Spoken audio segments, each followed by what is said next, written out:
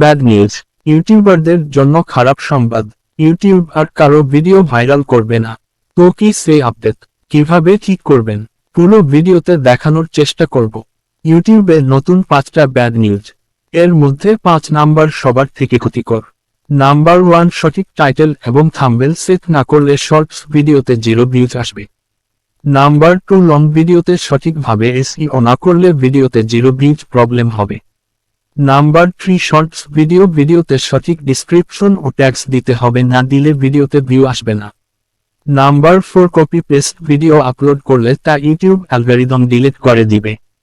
Number 5, trending follow করলেও video viral করা হবে না, যদি সঠিকভাবে আপলোড না করা হয়।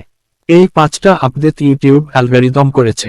2026 সালের নতুন আপডেটে বড় ছোট সবার চ্যানেল হুমকির মুখে।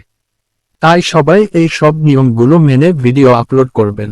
আশা করি পুরো ভিডিওটা বুঝতে পেরেছেন। দেখা হচ্ছে নেক্সট ভিডিওতে। ধন্যবাদ পুরো ভিডিওটা দেখার জন্য।